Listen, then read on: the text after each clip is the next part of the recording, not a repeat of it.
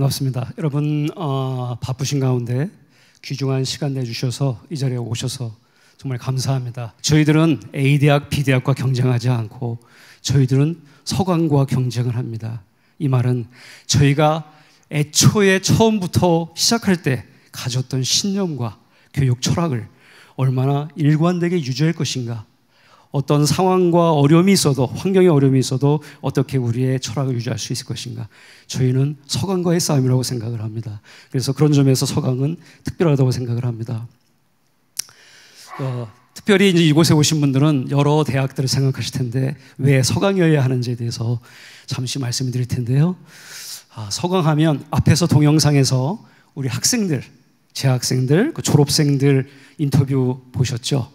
아마 공통적으로 많이 나오는 단어가 꿈이라는 거였습니다. 꿈, 도전, 변화, 그리고 가치입니다. 그래서 먼저 서강하면 저희들은 꿈과 가치가 있는 대학, 꿈과 가치를 추구하는 대학이다, 이렇게 설명드릴 수 있을 것 같아요. 유명한 속담 중에 영국 속담인데요. 여기 영국 속담인데요. 이런 속담이 있습니다. 꿈을 가지고 있는 사람은 음악이 없어도 춤출 수 있다. 보통 음악이 있어야 춤을 출 수 있겠죠. 음악이 없는데 막 춤추는 사람은 별로 없을 거예요. 정말 꿈 있는 사람은 아무리 힘들어도 즐겁습니다. 얼마 전에 우리나라에서 베스트셀러가 된 책이 하나 있었는데 혹시 아시는지 모르겠네요. 김난도 교수님이 쓴, 아시나요? 아프니까 청춘이다. 아프니까 청춘이다. 이분은 서울대학교에서 가르치면서 학생들하고 많은 대화를 하고 이메일을 주고받았는데 성공한 학생, 나중에 행복한 학생을 한번 분류를 해봤어요. 어떤 학생이 성공했고 행복했는지. 뭐 책을 제가 다 읽어봤습니다만 결론은 간단히 얘기하면 이거더라고요. 성공하는 학생들에게 특징이 있더라. 그 특징이 딱 두 가지인데, 하나는 꿈이 있는 거네요. 꿈이, 계획, 목표가 있는 거였어요. 또 하나는 그 꿈을 이루기 위한 열정이 있더라. 노력을 한다는 거죠. 그래서 결국은 성공하고 자기가 하고 싶은 것을 하는 학생들의 대표적인 특징이 바로 뭐였냐면 꿈과 열정이라는 거죠. 서강도 같습니다. 저희들 꿈을 얘기합니다. 학생들 나와서 꿈을 얘기하듯이 저희들 강의실에서 꿈을 얘기합니다. 너 꿈이 뭐니? 너 뭐가 되고 싶니? 너 어떤 사람 되고 싶니? 얘기하기 전에 저희들은 네 꿈이 뭐니? 뭐 하고 싶니? 뭐 할 때 즐겁니?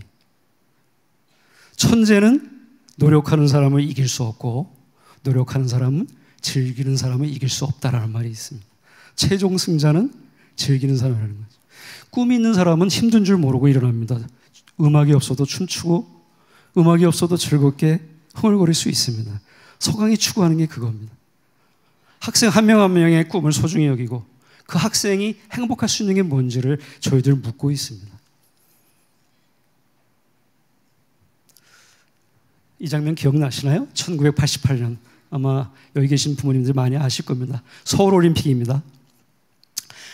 저도 그 당시 TV로 개막식을 봤습니다만 그 당시 많은 행사들이 사람에 의해서 이루어졌죠. 매스게임이라든지 어린아이가 굴렁쇠를 그린다든지 사람이 했죠. 많은 경우.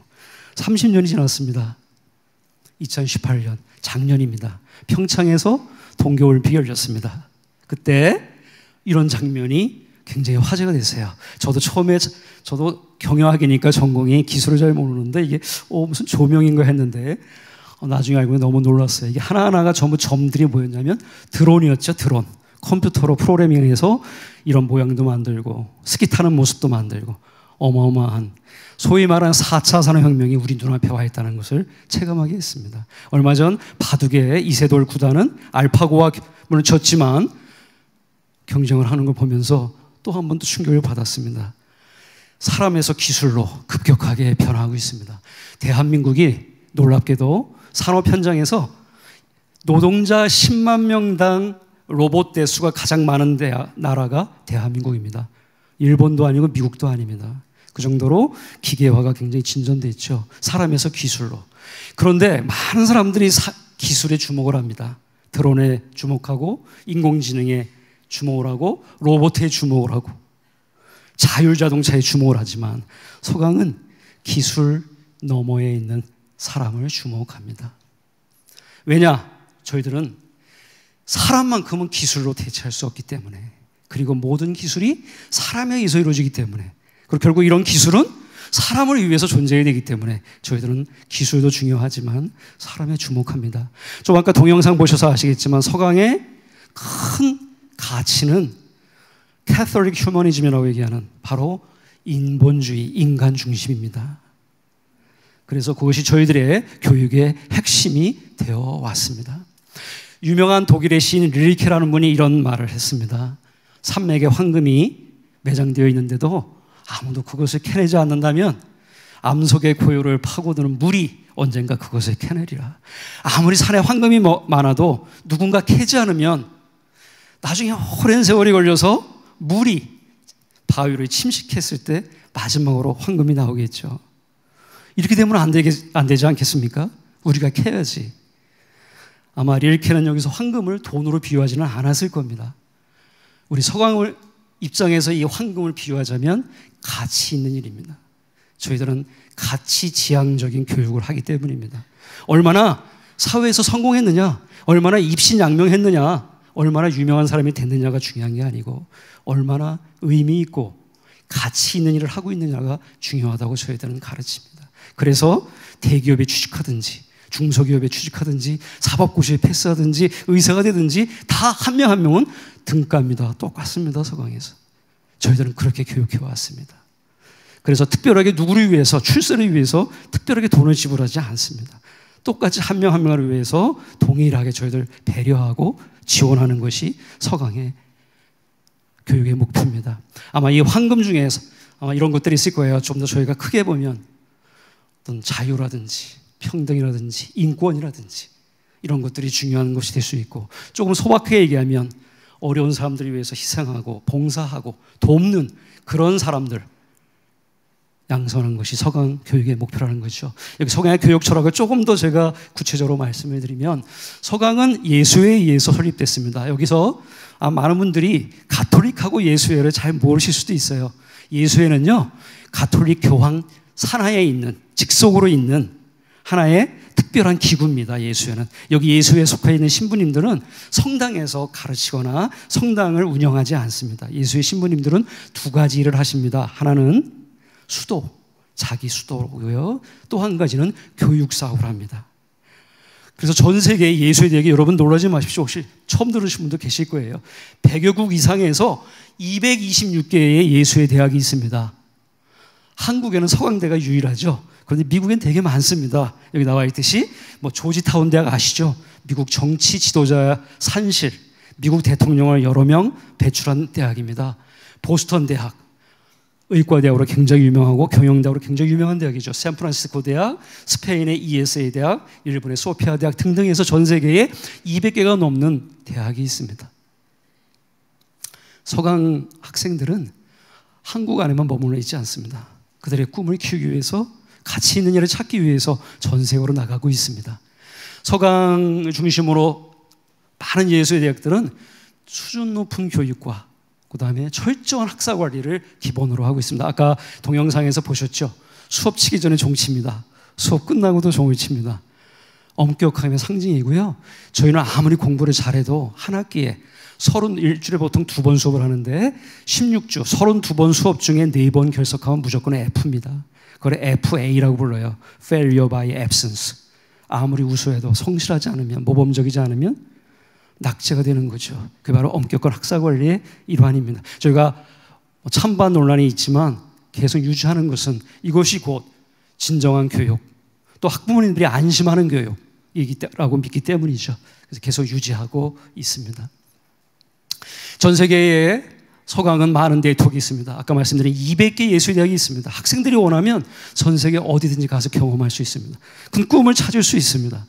여기 보시면 그 예수의 220개 대학 이외에도 전 세계 64개국 360개 대학하고 자매결연 혹은 MOU 협정을 맺어서 학생이 원하면 전 세계 어디든지 갈 수 있도록 저희들 그런 네트워킹을 이미 완비했고, 서강은 60년밖에 안 된 젊은 대학이지만 가장 영어를 잘하는 대학, 가장 글로벌화가 잘 되어 있는 대학으로 정평이 나 있는 이유는 바로 이런 학교의 글로벌화 전략이라고 저는 생각을 합니다. 서강의 혹시 상징동물을 아십니까? 아시는 분도 계실 거예요. 알바트로스라는 새입니다. 전 세계에서 가장 큰 새입니다. 태평양을 횡단하는 새입니다. 저희는 처음부터 태평양 건너라고 상징새도 알바트로스로 했습니다. 이거 많은 분들이 무슨 전설의 새로 하는데 실제 존재하는 새고요. 일본 하와이 등지에서 많이 살고 태평양을 횡단하는 정도니까 가장 큰 새고, 그런 꿈을 우리 학생들에게 전하고 있습니다. 보시면 봉사활동, 서강의 가치죠. 글로벌 리더, 인턴십 등등을 위해서 우리 학생들, 원하는 학생의 90%, 95%가 해외에 나가고 있습니다. 어떤 학생은 6개월짜리, 어떤 학생은 방학 중간에 3개월짜리, 어떤 학생은 1년짜리. 아마 서강에 거의 원하기만 하면 아까 나와 있지만 통계에 95% 학생이 대부분 해외에 나가고 있습니다.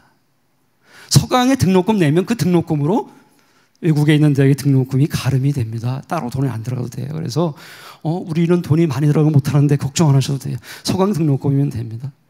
그러면 전 세계에 나가서 글로벌 꿈을 펼칠 수가 있는 것입니다. 여기 보시면 대륙별, 나라별로 서강대 학생들이 많이 나가는 걸 모아봤는데요. 유럽에 제일 많이 갑니다. 49%.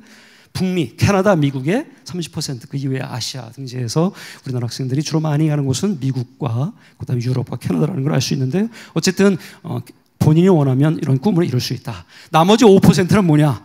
영어 실력이 좀 안 되거나 좀 열정이 부족해서 면접에 떨어지는 학생인데요. 95%는 다 갑니다. 서강은 8,000명입니다. 학생이. 저희가 지향하는 것은 작지만 강한 대학, 작지만 의미 있는 대학, 가치 있는 대학이기 때문에 저희들 특별히 강조하는 것이 1:1 맞춤형입니다. 작은 대학이다 보니까 교수님과 학생의 비율이 대단히 낮겠죠. 그러다 보니까 1:1 접촉이 굉장히 빈번하고, 또 직원 선생님들은 취업, 진로, 진학을 위해서 1:1로 이렇게 학생들을 지도하고 있습니다. 아주 가족적인 분위기입니다. 서강은 캠퍼스가 그렇게 크지 않아서 학생들이 이 건물 저 건물 가려고 막 그렇게 뛰지 않아도 됩니다. 어느 학교들은 이쪽 건물에 저 건물 가려고 육상대회를 하더라고요. 저희는 걸어 다녀도 됩니다. 그래서 관절에도 많이 도움이 됩니다.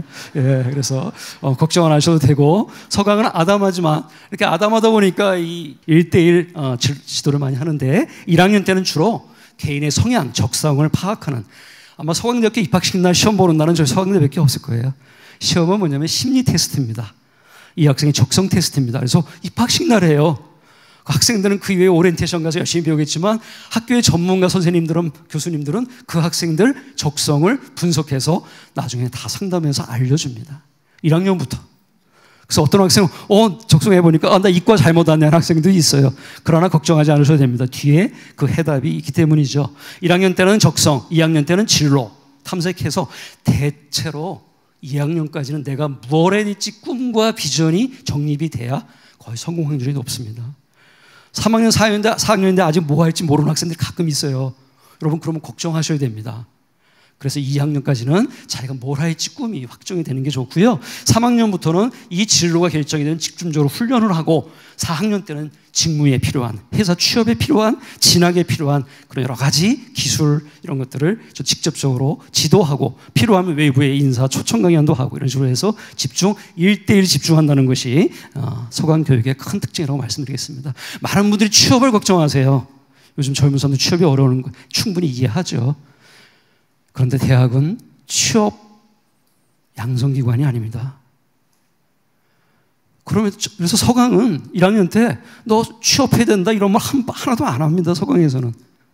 맨날 서강에서 하는 얘기는 꿈과 비전을 얘기합니다. 뭐 하고 싶니? 뭐 하면 즐겁니? 이 얘기해요. 근데도 결과를 보실까요? 결과는 서강대 최근 5년 각종 데이터나 통계해 보십시오. 서강대가 항상 상위권, 거의 5위 이내에 전국에서 들어갑니다. 취업률이. 요건 양적인 거고요. 질적인 취업률이 있어요. 정말 이 학생이 원하는 기업에 갔느냐, 대기업이라든지 공기업이라든지 학생들이 선호하는 대학에 갔느냐, 이게 질적인 취업률입니다. 서강대학은 질적인 취업률에서 항상 1, 2위를 다툽니다.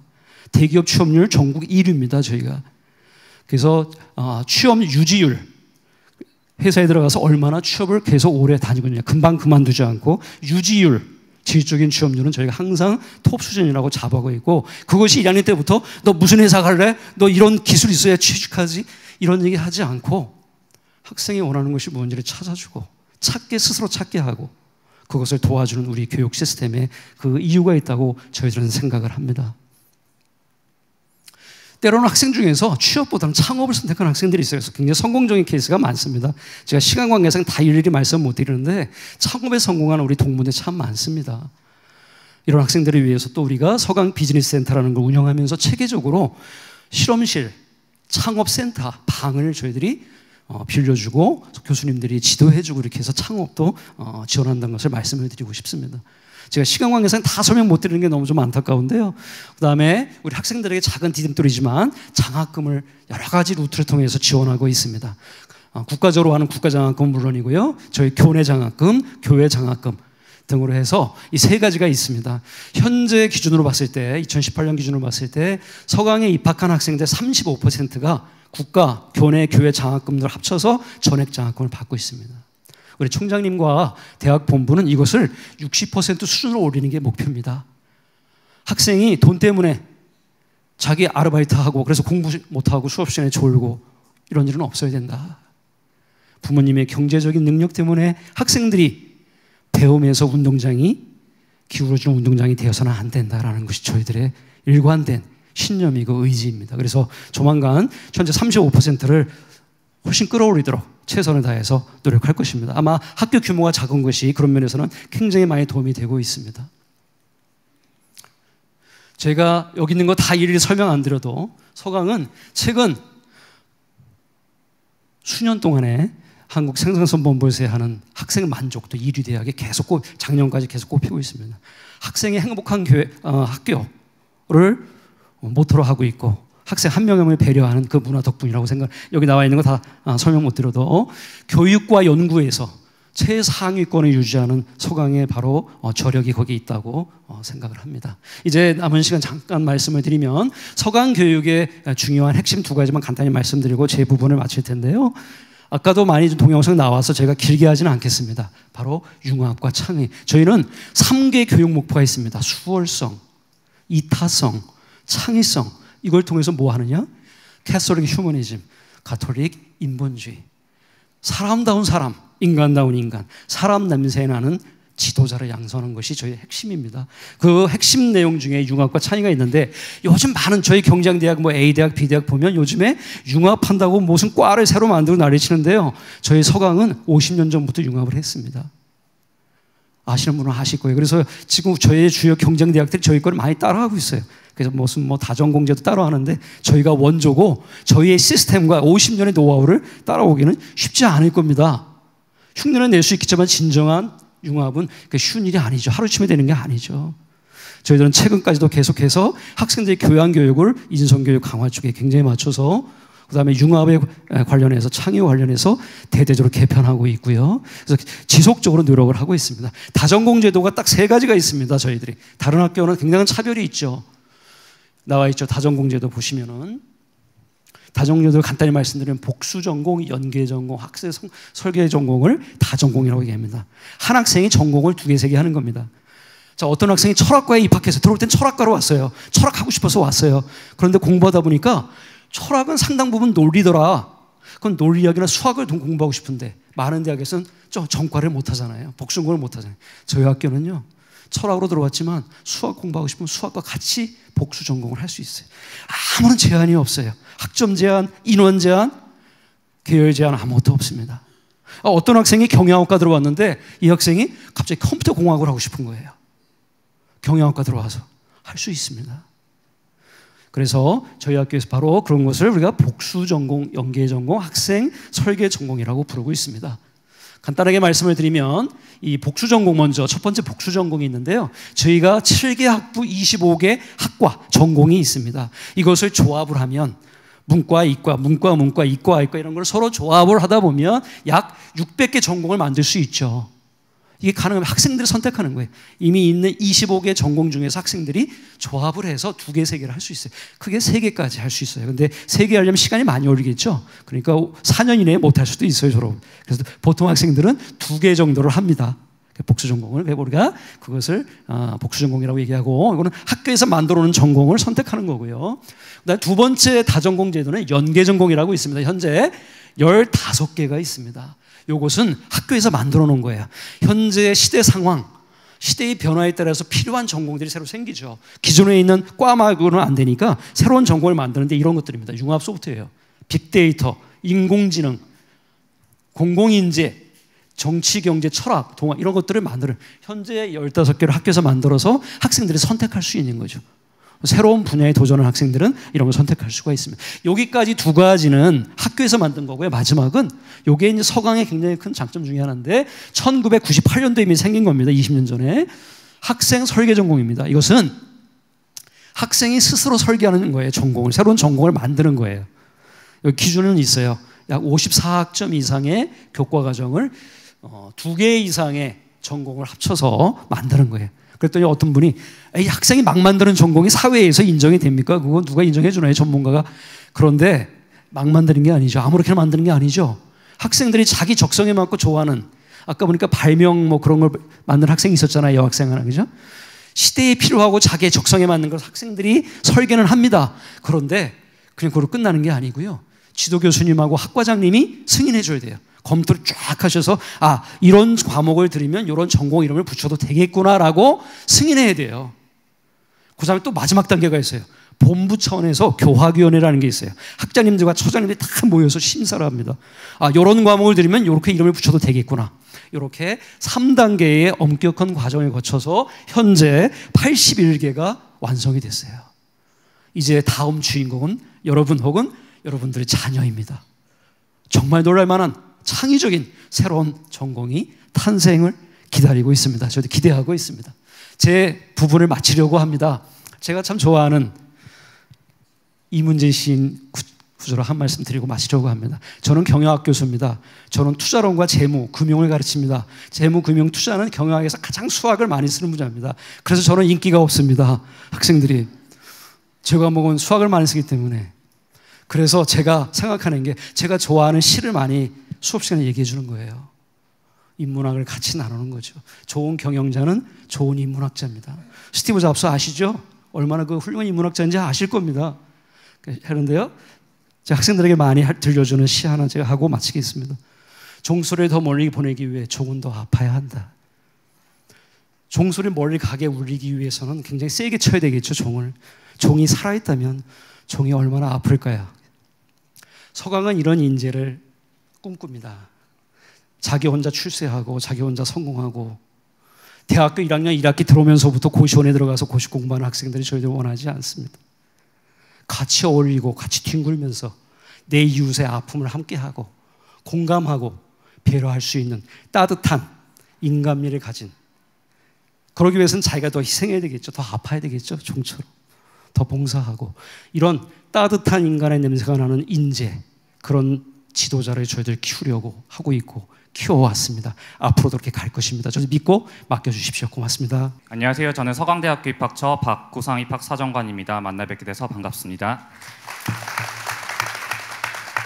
네, 이번 순서에서는 저희 서강대학교에 대한 입학 전형에 대한 안내와 저희 서류평가에 대한 안내를 진행을 하려고 합니다.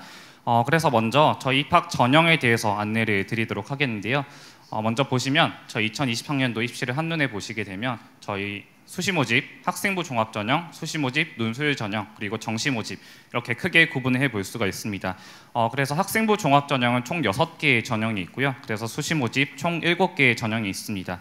그래서 전년 대비 변경된 사항들을 좀 말씀을 드리면 전년도에는 학생부 종합전형에서 수능 최저학력 기준이 있는 전형이 있었는데요. 올해는 학생부 종합전형 전 전형에서 수능 최저학력 기준이 폐지가 되었다라는 점을 보실 수가 있고요. 그리고 수시모집 학생부 종합전형에서 전년도까지는 추천서가 필수 서류였지만 올해는 추천서가 선택 제출로 바뀌었다는 점, 그리고 작년까지는 알바트로스 창의전형이라는 어떤 특기자 전형 형태의 전형이 있었는데 올해는 그 전형이 폐지가 되고 학생부 종합전형 소프트웨어 우수자라는 전형이 신설되었다는 점 말씀을 드리겠습니다. 그래서 먼저 논술 전형부터 말씀을 드리겠는데요. 이 논술 전형 관련해서는 수능 최저학력 기준에 대한 부분, 그리고 학생부의 영향력, 그리고 논술 시험에 대한 부분들 중심으로 말씀을 드리겠습니다. 이 논술 전형의 경우에는 수능 최저학력 기준이 있고요. 수능 최저학력 기준은 수능 4개 영역 중에서 3개 영역 등급 합 6 이내, 그리고 한국사 4등급 이내 이 2개를 동시에 충족을 해야 하고요. 논술 전형은 논술 시험이 80%, 그리고 학생부가 20%가 반영이 됩니다. 학생부의 경우에는 교과가 10%, 그리고 비교과의 경우에는 출결 5%, 그리고 봉사가 5% 이렇게 반영이 되는데요. 그래서 이 지점에서 그럼 학생부의 영향력이 어떠하냐라는 질문들 많이 주시곤 합니다. 그 부분에 대해서는 다음 표를 통해서 말씀을 드리겠는데요. 일단 오른쪽에 나와 있는 비교과 부분부터 말씀을 드리면, 출결의 경우에는 무단결석 3일 이내면 다 만점으로 처리가 되고요. 그리고 봉사활동의 경우에는 20시간 이상을 하면 다 만점으로 처리가 됩니다. 그렇게 이 비교과 부분에서는 대부분의 학생들이 좀 만점을 받아가는 구조다라고 보시면 되겠고요. 그리고 교과의 경우에는 논술 전형 총 1000점 만점 중에 100점을 구성하고 있는데 1등급부터 1.25등급인 학생이 100점 만점에 100점입니다. 그런데 8.5등급부터 8.75등급인 학생이 100점 만점에 96점입니다. 그러니까 1등급인 학생이랑 8.75등급인 학생이 4점 차이가 난다는 건데, 그만큼 내신 등급 간의 극간 점수 차이가 작다라는 거고요. 논술 전형에서 논술 시험이 800점을 차지하고 있다라고 생각해보면 이 정도의 점수 차이는 논술 시험을 조금 더 잘 치면 충분히 바뀔 수 있다라고 생각을 해보실 수 있고, 그런 차원에서 논술 전형에서의 학생부의 영향력은 좀 크지 않다, 작다 이렇게 표현을 해볼 수 있겠습니다. 그럼 역으로 생각을 해보면 그만큼 논술 시험이 중요하다라고 생각해 보실 수 있을 텐데, 그래서 논술 시험에 대해서 좀 더 말씀을 드리겠습니다.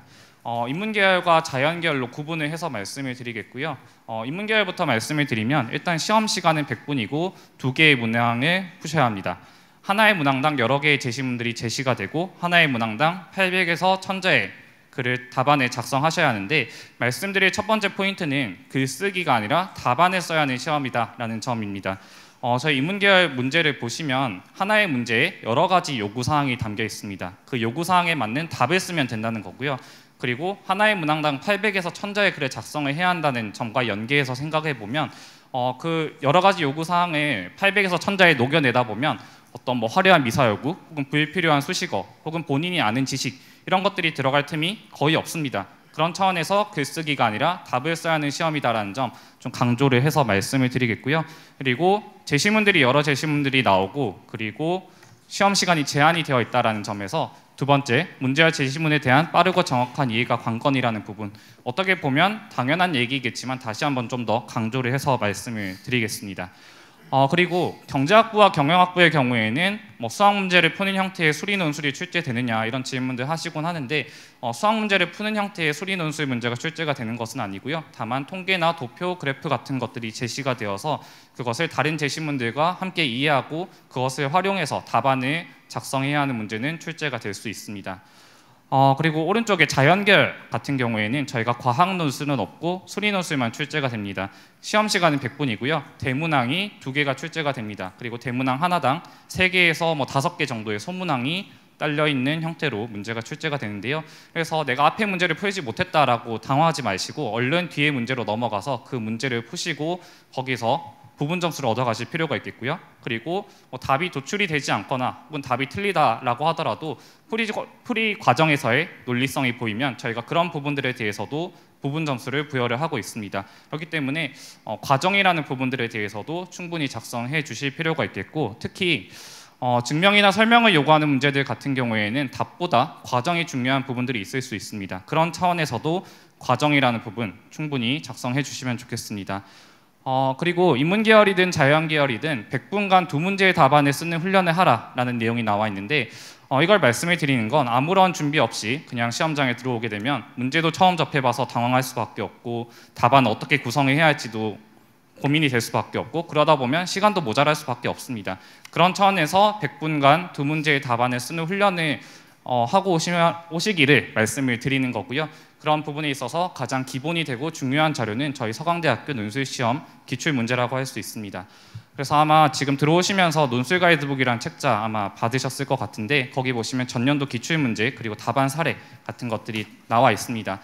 그래서 이러한 부분들 시험 시간에 맞게 학생 스스로 꼭 한번 풀어보시면 좋겠고요. 저희 입학처 홈페이지에 들어와 보시면은 그 전년도의 논술 가이드북 책자들도 나와 있습니다. 그런 부분들 함께 보시면서 시험 시간에 맞게 푸는 훈련을 하시면은 시험장에 와서도 조금 더 좋은 결과를 얻으실 수 있지 않을까 그렇게 생각을 합니다. 그리고 논술 시험 일정 관련해서 조금 더 말씀을 드리면, 저희 논술 시험은 수능 끝나고 그 주 주말에 치러집니다. 다만 지원하는 모집 단위에 따라서 시험 날짜와 시험 시간이 다르기 때문에 원서 접수를 하기 전에 시험 날짜와 시험 시간이 언제인지 그 부분은 꼭 한번 체크를 해 보시면 좋겠고요. 그래서 이제 논술 전형에 대해서는 여기까지 설명을 드리고 이어서 학생부 종합 전형을 설명드리겠습니다. 학생부 종합 전형의 경우에는 아까 제가 서두에도 말씀을 드렸듯이 올해 전 전형 수능 최저의 기준이 없습니다. 그래서 전형 방법이 모두 동일해졌고요. 그리고 제출 서류 역시 모든 전형이 동일합니다. 그래서 저희가 총 학생부 종합 전형 총 6개의 전형이 있는데 만약에 지원 자격이 된다라고 하면 중복 지원이 가능합니다. 그리고 전형 방법은 서류평가 100%, 그리고 면접이 없고 수능 최저학력 기준이 없다. 전 전형 동일하고요. 그리고 제출 서류는 학생부와 자기소개서가 필수, 그리고 추천서가 선택이다. 모든 전형 동일합니다. 그럼 각 전형에 대해서 좀 더 말씀을 드리겠는데요. 먼저 종합형과 학업형에 대해서 말씀을 드리겠습니다. 이 두 전형은 저희 수시 모집에서 가장 많은 모집 인원을 모집하는 두 전형이다라는 점 말씀을 드리고, 근데 아까도 말씀을 드렸듯이 일단 전형 방법 동일하고요. 제출 서류 역시 동일합니다. 그리고 평가 방법 역시 동일합니다.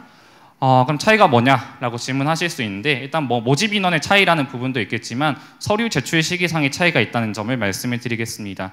왼쪽에 있는 종합형의 경우에는 원서 접수를 하는 9월 달에 서류를 제출하도록 원서 접수 기간과 맞물려서 서류를 제출하도록 하고 있는 반면에, 학업형의 경우에는 원서 접수는 9월 달에 하지만 서류 제출은 11월 달, 수능 끝나고 일정 기간에 서류를 제출하도록 하고 있습니다. 그래서 수능이 끝나고 나서 뭐 본인의 수능 가채점 상황에 따라서 혹은 그때 당시에 본인의 상황에 따라서 뭐 서류 제출 여부를 한 번 더 고민하고 최종적인 제출 여부를 결정할 수 있다라는 점을 생각해 보실 수 있겠고요. 다른 전형들 좀 더 말씀을 드리면, 왼쪽 위에 있는 소프트웨어 수자 같은 경우에는 지식융합 미디어학부 그리고 컴퓨터공학 전공의 학생들을 모집을 하고 있습니다.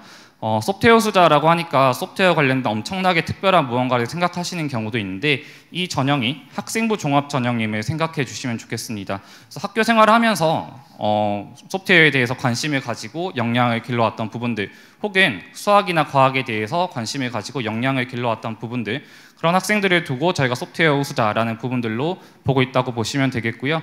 그래서 학교 생활이 근간이 된다는 점 다시 한번 좀 말씀을 드리겠습니다.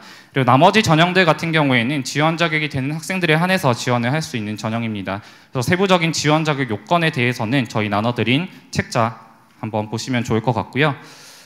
이어서 정시 모집을 말씀을 드리겠습니다. 정시 모집이야 이미 어느 정도 아시는 대로 일단 수능이 중요하다라고 보시면 되겠고, 저희는 가군에서 모집을 하고 있고 일반 전형과 특별 전형이 있습니다. 그래서 일반 전형의 경우에는 수능 100%이고요. 저희가 다른 영역들에 비해서는 정시 모집에서는 수학에 대한 가중치가 상대적으로 높은 편입니다. 그래서 만약에 수능 치고 나서 성적표 받아봤을 때 수학 영역에 대한 점수가 상대적으로 높다라고 하면 저희 서강대학교식 환산 점수로 상대적으로 더 높은 점수를 받아가실 수 있을 겁니다. 그렇기 때문에 이런 영역별 가중치라는 부분들 한번 봐두시면 좋을 것 같고요. 저희가 작년부터 저희가 교차 지원을 허용을 하고 있습니다. 그리고 수학 가래 친 학생에 대해서는 수학 가 표준 점수에 대해서 10%의 가산치를 두고 있고요. 그래서 그러한 부분들은 전년도와 동일하게 올해도 유지된다는 점 말씀드리겠습니다. 그리고 다음으로 특별전형 있는데요. 특별전형은 수능이 90%, 서류평가 10%가 있는데, 서류평가 10%가 있긴 하지만 기본적으로는 수능이 중요한 요소다 이렇게 보시면 되겠습니다. 그래서 저희 전형에 대해서는 여기까지 설명을 드리고요. 그래서 저희 서류평가에 대한 부분들을 말씀을 드리겠습니다. 이 서류평가를 조금 따로 빼서 말씀을 드리는 이유는 저희가 학생부 종합전형에서 서류평가 100%로 저희가 학생부 종합전형을 운영하고 있기 때문이고요. 그래서 서류평가에 대한 부분들, 그리고 이어서 서류 준비를 어떻게 하면 좋을지, 자기소개서 작성에 대한 부분들을 좀 더 말씀을 드리겠습니다. 그래서 저희 서류평가 항목에 대한 부분들 말씀을 드리겠는데요. 일단 앞서 보셨듯이 제출하게 되는 서류는 학생부 자기소개서가 필수, 추천서가 선택 이렇게 되어 있습니다. 그럼 저희는 제출된 서류들을 따로따로 놓고 보는 게 아니라 모든 서류를 유기적으로 보면서 평가를 하게 되고요. 그리고 이러한 서류 평가를 통해서 최종적으로는 학생의 학업 역량, 성장 가능성, 개인의 차별적 특성이라는 부분들을 보게 됩니다. 그래서 여기 서류평가 항목 밑에 이러저러한 내용들이 적혀 있는데요. 그냥 쉽게 설명을 드리면 학업 역량이라고 하면 서강대학교에서 수학할 수 있는 학업적인 부분들이라고 보시면 되겠고요. 성장 가능성이라고 하면 여기 역량이라고 표현되어 있는데요. 저희는 전공 적합성보다 다양한 학생들의 가능성을 보고 있고 그런 부분들을 아카데믹한 부분과 제너럴한 부분들로 저희가 보고 있습니다. 그리고 개인의 차별적 특성이라는 부분들은 학업 역량, 성장 가능성이라는 부분들 외에 개인에 대해서 고려되어야 할 부분들이라고 보시면 되겠습니다. 그래서 저희가 학업 역량에 대해서 어떻게 평가하는지에 대해서 이제 좀 말씀을 드리겠는데요. 이 부분을 말씀을 드리기에 앞서서 이 부분을 말씀을 드리려다 보면 학업 역량 이꼴 교과 등급 수치인가요? 라는 질문들을 하시는 경우들이 있습니다. 근데 결론을 말씀을 드리면 학업 역량 이꼴 교과 등급 수치는 아닙니다. 그러니까 학업 역량을 평가하는 과정에서 교과 등급 수치라는 부분들을 보게 되기도 하지만 그 외에도 학생부에 나와 있는 세부 능력 특기 사항이라든가 창의적 체험 활동 그리고 교내 수상 실적 이런 부분들까지 저희가 같이 보게 되고요. 그리고 교과 등급을 바라볼 때도 단순한 교과 등급 수치만을 보는 게 아니라 어떠한 과목들을 수강했는지 그리고 그 과목에서 수강 인원은 몇 명이었는지 혹은 평균이나 표준 편차 그리고 지원자가 원점수는 어떠했는지 이런 부분들도 보게 되고 여기 나와 있진 않지만 학년별, 학기별 혹은 과목별 성적 추이라는 부분들까지도 저희가 함께 보게 됩니다. 그래서 단순히 어떤 교과 등급 수치만을 보는 것은 아니다라는 점을 말씀을 드리겠고요. 그리고 성장 가능성이라는 부분들을 말씀을 드리겠습니다. 성장 가능성 말씀을 드리면서 아까 역량이라는 표현을 쓰기도 했는데요.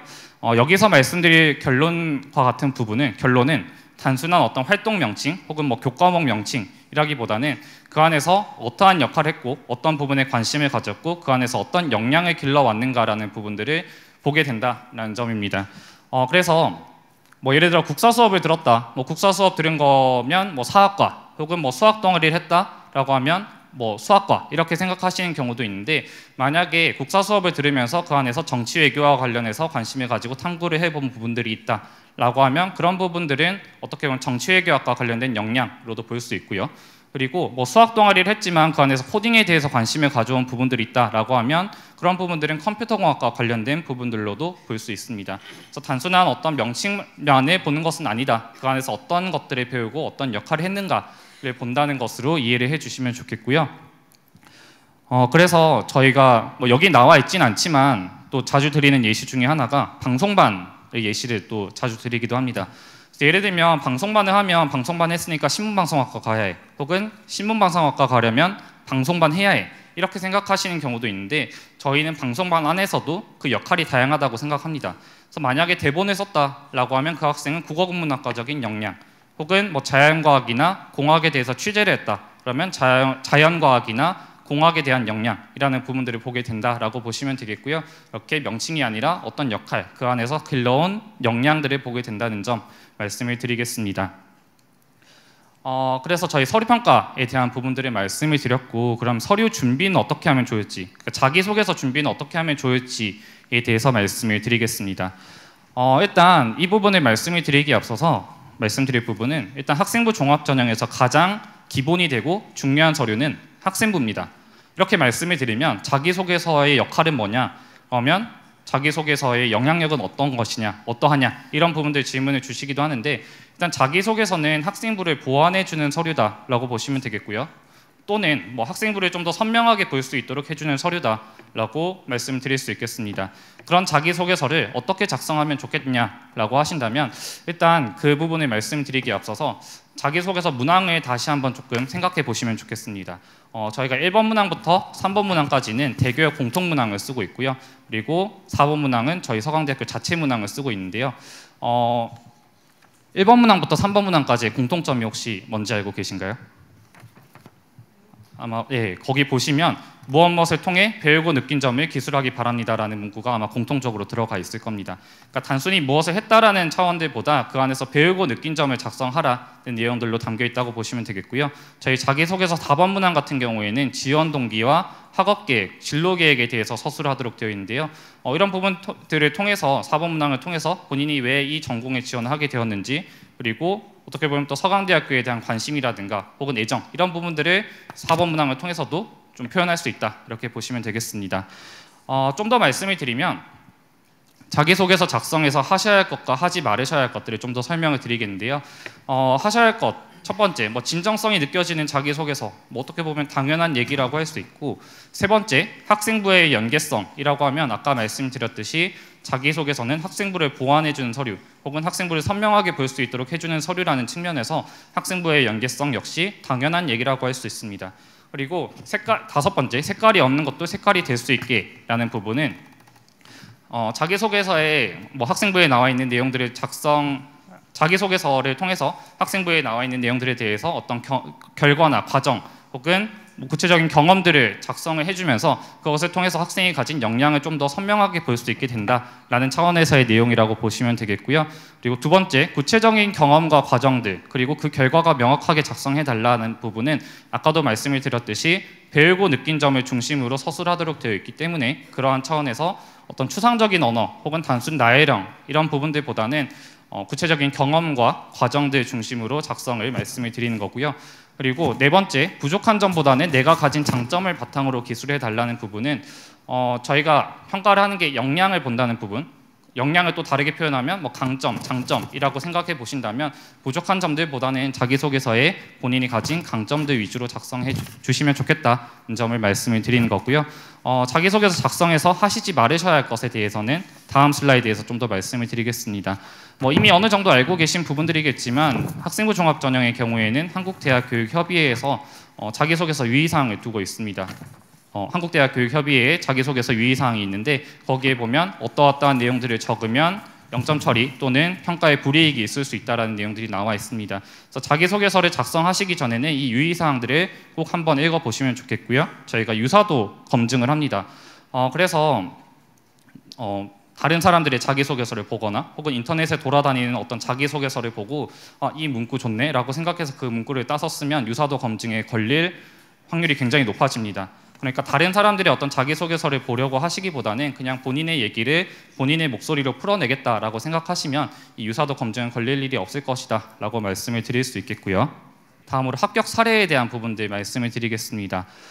이 합격 사례를 보여드리는 건 합격 사례라기보다는 저희가 종합적인 정성평가를 어떻게 한다라는 부분들의 사례로 이해를 해주시면 좋을 것 같은데요. 일단 이 학생에 대해서 설명을 드리면 이 학생은 일반고 출신의 학생이고 주요교과 2점대 중반의 학생입니다. 이 학생 같은 경우에는 주요교과 자체는 2등급 중반대의 학생이긴 했지만 수학과 교과에 대해서 상대적인 강세를 나타내기도 했고요. 그래서 저희가 학생부를 봤을 때 이 학생의 수학과 관련된 교과를 봤을 때 2등급 초반대에 있었다는 것을 저희가 확인을 해볼 수 있기도 했고요. 그래서 수학과학 부분에 조금 상대적인 강세가 있었던 지점, 이런 지점들 통해서 확인할 수가 있었고 그 외에도 조금 더 특징적인 부분은 이 학생이 수학에 대해서 가져왔던 관심이나 학습 태도라는 부분입니다. 여기에 나와 있진 않지만 이 학생은 수학교과에서 1학년 때보다 2학년 때와 3학년 때 조금 더 좋은 등급을 받기도 했었고요. 단순한 어떤 등급 외에도 세부능력 특기 사항을 봤을 때 이 학생이 수학교과에 대해서 어떠하게 공부를 했는지, 수업 태도는 어떠했는지 이런 내용들이 나와 있기도 했고 자기소개서에도 이 학생이 본인이 수학을 어떻게 공부했고 그 과정에서 어떤 결과에까지 이르렀다라는 것을 작성해 주면서 저희가 이 학생이 학생부로 돌아가서 그 내용을 다시 한번 확인해보고 이 학생이 가지고 있는 수학에 대한 강점 혹은 수학에 대한 학습 태도라는 부분들을 저희가 확인해 볼 수 있었고요. 그리고 그 외에도 교내에서 어떤 과학 실험이나 발표 관련된 것들을 수강을 하면서 그것과 연계해서 과학과 관련된 수상 실적을 거두기도 했습니다. 그리고 그 외에도 또 이 학생은 앱 창업계획서 발표대회에 참여를 해서 3D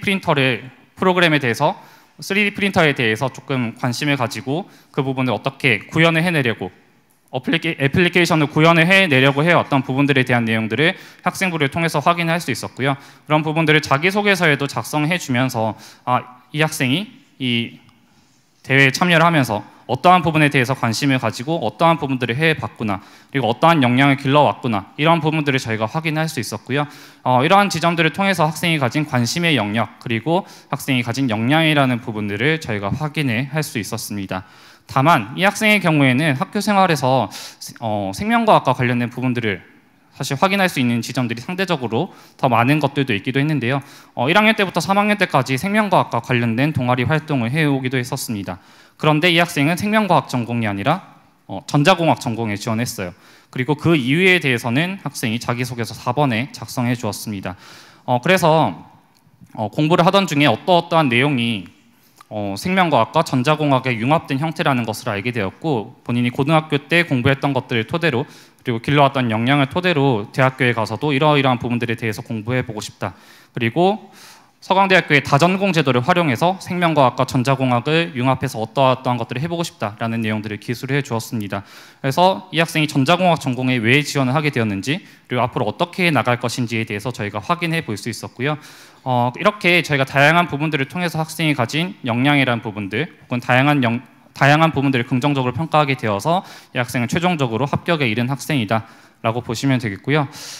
그래서 이 부분을 통해서 말씀을 드리려는 부분은, 첫 번째는 저희가 제출된 서류를 따로따로 놓고 보는 게 아니라 서류들을 유기적으로 본다는 부분 말씀을 드리고 싶고요. 그리고 저희가 전체 교과, 주요 교과 이런 부분들을 보게 되기도 하지만, 저희가 개별 교과에 대해서 보게 되기도 하고, 개별 교과에서의 어떤 성적 추이라든가 어떤 배우고 느낀 점 혹은 길러온 역량들을 저희가 또 보게 된다는 점 말씀을 드리겠고, 제가 아까 말씀을 드릴 때 어떤 활동 명칭 혹은 어떤 교과 명칭, 그것을 기준으로 한다기보다는 그 안에서 어떠한 것들을 해보았고 그 안에서 어떤 역량을 길러왔는가라는 부분들을 본다는 점 말씀을 드렸는데, 앱 창업계획서 발표대회라고 하면 이게 컴퓨터공학 혹은 창업이니까 경영 이렇게 생각하실 수 있지만, 이 학생은 그 안에서 3D 프린터에 대해서 본인 스스로 탐구를 해보고 그것을 어떻게 구현을 해보려고 해왔다는 점에서는 어떻게 보면 전자공학과 관련된 부분 혹은 더 넓게는 공학과 관련된 역량이라고도 볼 수 있습니다. 그렇게 그 안에서 어떠한 역할을 했고 어떠한 부분에 관심을 가졌고 어떠한 역량을 길러왔는지를 보게 된다는 점 말씀을 드리겠고요. 그리고 사실 이렇게 또 보여드리면 수학이랑 과학이 엄청나게 중요한 것처럼 생각하실 수 있는데, 저희가 이 학생에 대해서 수학과 과학을 중심으로 말씀을 드렸던 건, 사실 학생부를 봤을 때 수학과 과학 관련된 부분이 상대적으로 강점이 있는 지점들도 있기도 했지만, 이 학생이 자기소개서에 본인의 강점을 수학과 과학 관련된 내용 중심으로 작성해 주었기 때문에 저희도 학생부로 돌아가서 수학과 과학 관련된 부분들 위주로 그 내용들을 보게 되었고, 그런 차원에서 저희도 수학과 과학 관련된 내용들 중심으로 이렇게 설명을 드린 거라고 보시면 될 것 같습니다. 그리고 그 의미를 조금 다르게 생각해 보면, 꼭 수학과 과학 이런 부분들이 아니더라도 학생 본인이 가지고 있는 강점에 대해서 이런 부분들에 대해서 학생부에 봐줬으면 좋겠다라고 생각되는 내용을 자기소개서에 작성해주면, 저희가 자기소개서와 학생부를 함께 보면서 그 학생의 역량, 다른 차원에서의 역량을 또 보게 된다는 점 말씀을 드리겠고요. 그런 차원에서 제가 아까 말씀을 드렸듯이, 일단 학생부가 가장 중요하고 기본이 되는 가운데 자기소개서는 그 학생부를 보완해주는 서류 혹은 학생부를 좀 더 선명하게 볼 수 있도록 해주는 것이다 라는 점을 좀 다시 한번 말씀을 드리겠습니다. 이러한 과정들을 통해서 저희가 학생부 종합전형에서 서류평가를 통해 저희가 학생이 고등학교 생활을 하면서 어떠한 부분들에 관심을 가져왔고 어떠한 것들을 했고 그 과정에서 어떤 역량을 길렀고 어떠하게 성장을 해왔는지를 보게 된다라고 이해를 해주시면 되겠습니다. 그래서 이제 좀 마무리를 해보려고 합니다. 일단 평범한 학생은 없다라고 되어 있는데, 이 부분은 사실 고등학교 생활을 하면서 학생들마다 배우고 길러왔던 역량은 다 다를 수밖에 없다는 차원에서 평범한 학생은 없다라는 점을 말씀을 드리는 겁니다. 어떤 의미냐면, 같은 수업을 들어도 그 안에서 학생이 배운 점들 혹은 관심을 가져왔던 부분들은 다 다를 수밖에 없고요. 같은 동아리 활동을 했다고 해도 그 안에서 학생이 맡았던 역할 그리고 그 안에서 길러온 역량은 다 다를 수밖에 없습니다. 그런 차원에서 평범한 학생은 없다라는 점을 말씀을 드리고, 그런 차원에서 내가 가진 역량, 내가 해왔던 것들에 대해서 자신감을 가지고 도전을 하셨으면 좋겠습니다. 그리고 내신에 대한 두려움보다는 정성평가임에 주목하셨으면 좋겠다라는 부분은, 저희가 내신에 대한 부분들 보기도 하지만 내신에 대한 부분들 외에도 제출된 서류의 다양한 부분들을 통해서 학생의 다양한 역량들을 평가하게 되기도 하고요. 내신 성적을 바라볼 때도 아까 말씀드렸듯이 굉장히 다양한 요소들을 토대로 저희가 학생의 교과 성적이라는 부분들을 바라본다는 점, 그리고 다수의 입학사정관들이 그런 부분들을 정성평가한다는 점을 기억해 주시면 좋겠습니다. 그리고 마지막으로 제출 서류 작성 및 최종 검토라는 부분은 사실 이제 다음 주에 이제 수시 모집 원서 접수 기간이기도 하고 서류 접수 기간이기도 한데, 제출 서류와 작성 및 검토는 그냥 짧은 시간 안에 압축적으로 하시면 좋겠습니다. 그리고 마지막 날에는 좀 오탈자를 잡는다든가 간혹 학교명이나 학과명 잘못 쓰는 경우들도 있는데, 그런 부분들 잘못 쓴 거 없는지 좀 검토를 해보시는 시간으로 생각하시면 좋겠고요. 네, 그래서 저의 발표는 이것을 좀 마무리를 하려고 하는데, 그래서 저희가 나눠드린 저희 책자들 보시면은 저희 서류평가에 대한 부분들 그리고 전형에 대한 부분들 좀 더 설명된 부분들이 있습니다. 그래서 조금 더 궁금하신 사항들이 있으시면 준비하시는 과정에서 좀 더 알고 싶은 사항이 있으시면 책자에 있는 내용들도 같이 보시면서 참고하시면서 준비를 하시면 좋겠습니다. 그러면 저의 발표는 이것으로 모두 마치도록 하겠습니다. 경청해 주셔서 감사합니다. 안녕하세요. 서강대학교 이관택입니다. 먼저는 2020학년도 최근에 대입 전형이 어떻게 흘러가고 있는지 먼저 살펴보겠습니다. 이제 표를 보시면 아시겠지만 이제 수시와 정시를 비교해 보면은 지금 수시가 한 77% 2020학년도 기준으로 정시는 23% 정도 됩니다. 그만큼 이제 수시의 비중이 여전히 지금 계속 해마다 조금씩 늘어나서 지금 2020학년도엔 77%와 23% 정도 수준이다. 그리고 그 수시에서도 학생부 위주의 전형이 조금씩 늘어나고 있다. 그래서 이제 대학을 지원하고자 하는 우리 수험생들은 수시 전형, 그 중에서도 학생부 위주의 전형에 관심을 가져야 할 것 같습니다. 서강대학교는 2018학년도부터 학생부 종합전형으로 저희 전체 모집 인원의 50% 이상을 선발하고 있습니다. 올해도 역시 마찬가지입니다. 올해도 한 52% 넘는 인원을 학생부 종합 전형에서 선발을 하고 있기 때문에 이제 서강에 관심이 많은 또 서강에 꼭 들어오고 싶은 학생들 역시 학생부 종합 전형에 관심을 가지고 또 지원 방향도 또 학생부 종합 전형을 좀 잘 고려하면서 지원해야 될 것 같습니다.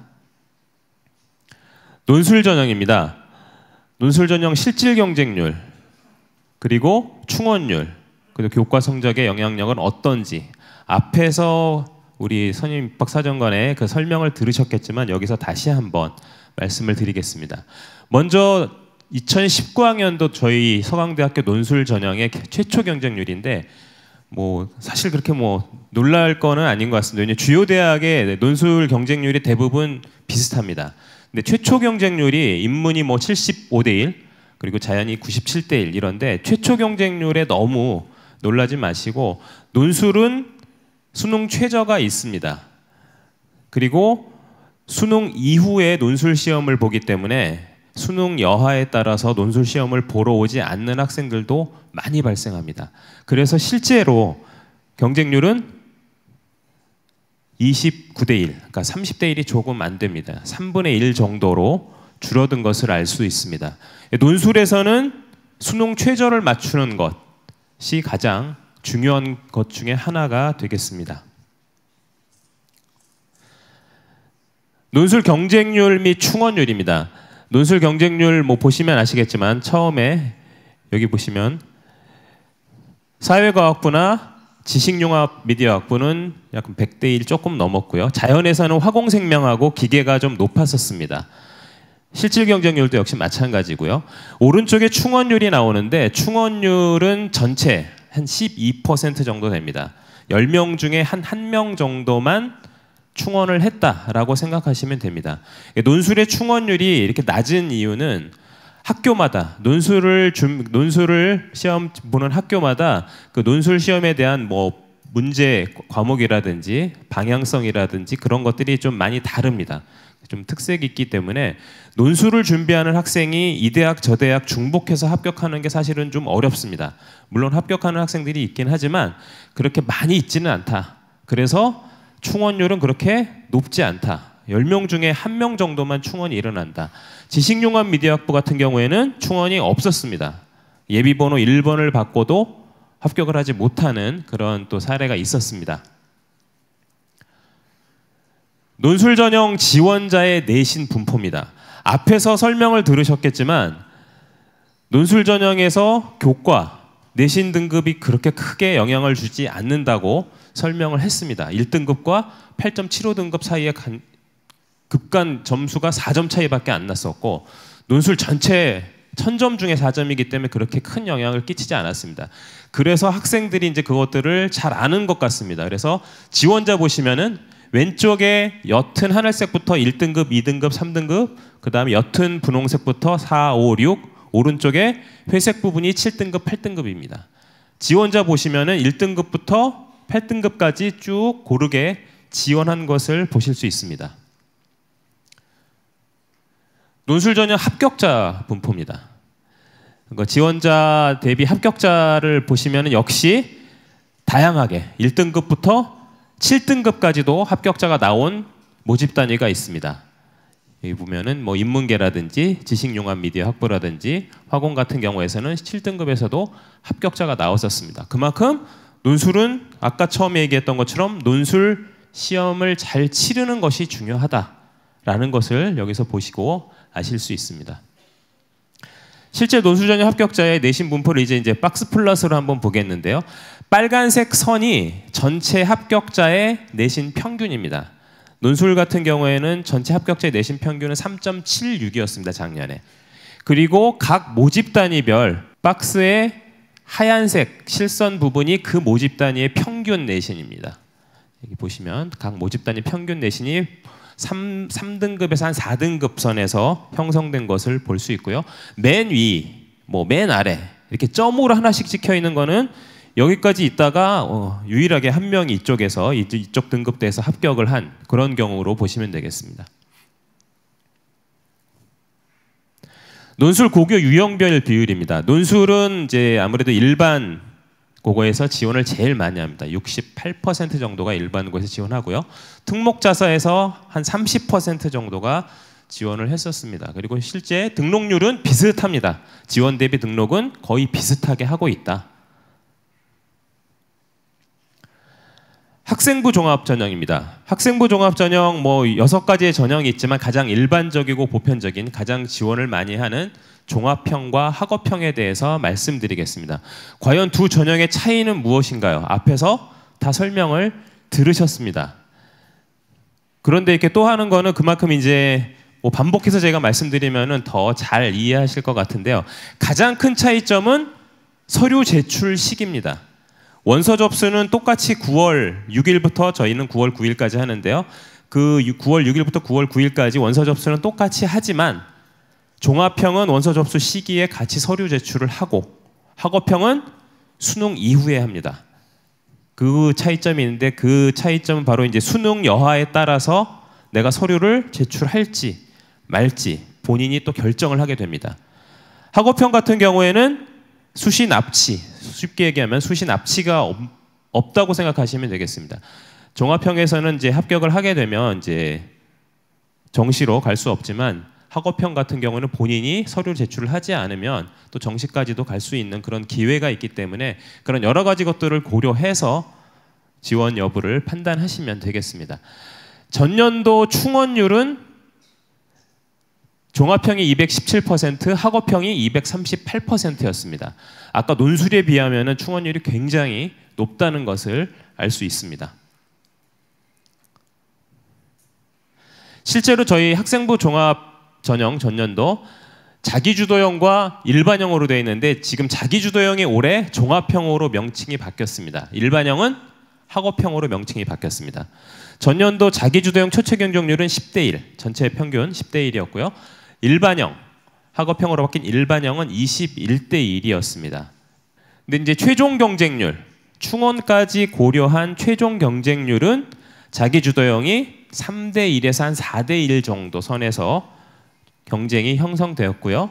일반형 같은 경우에는 전년도에 수능 최저가 있었기 때문에 실질 경쟁률과 이렇게 최종 경쟁률이 나와 있는데 최종 경쟁률은 역시 자기주도형과 크게 다르지 않다. 3에서 4대 1 정도에서 형성된 것을 볼 수 있습니다. 충원율을 보겠습니다. 자기주도형은 저희가 그 전공 지원 그 표를 보시면 아시겠지만 저희가 전공별로 지원을 하고 있습니다. 그래서 이렇게 세부 전공별로 충원율이 나오는데요. 인문 쪽에서는 가장 높았던 것 중에 하나가 정치외교, 그 다음에 지식융합 미디어학부의 아트앤테크놀로지가 높았고요. 자연에서는 생명과학과 화공생명이 최초 경쟁률이 높았습니다. 충원까지 고려한 최종 경쟁률도 역시 그쪽 최초 경쟁률이 높았던 전공들이 좀 높고요. 의외로 경제나 경영이 최종 경쟁률이 낮습니다. 작년엔 그랬습니다. 여기 보시면은 2.8대 1, 2.7대 1 정도 선에서 2.5, 7.7에서 최종 경쟁률이 형성된 것을 볼 수 있고요. 자연 쪽에서는 물리나 기계가 조금 낮았었습니다. 그래서 3대 1이 조금 안 됐었고요.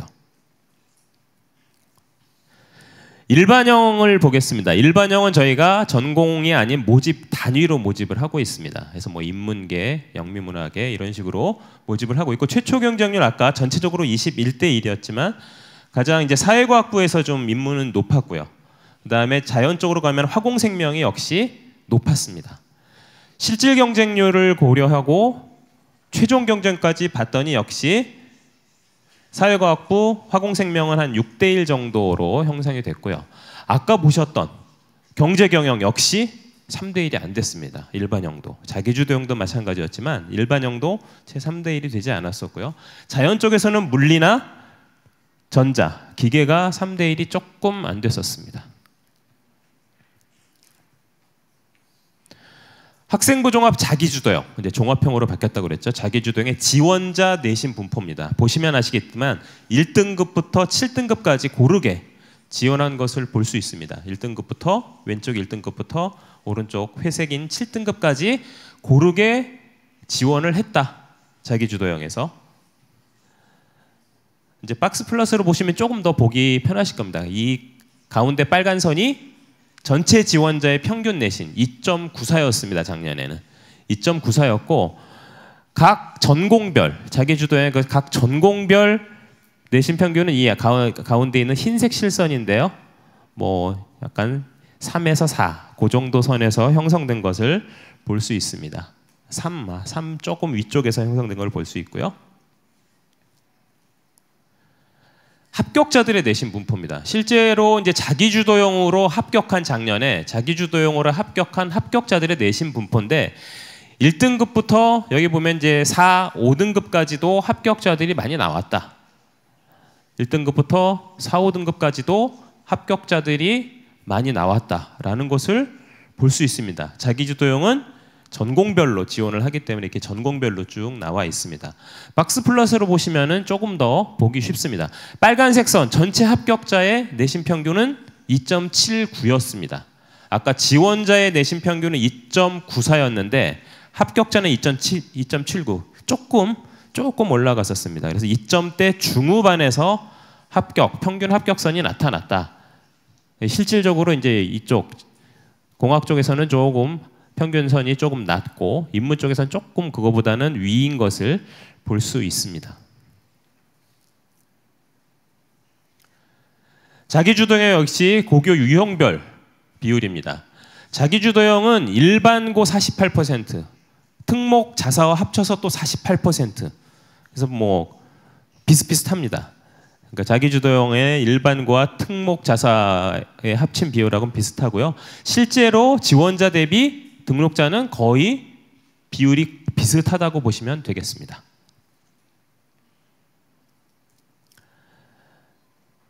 자기주도형 합격자의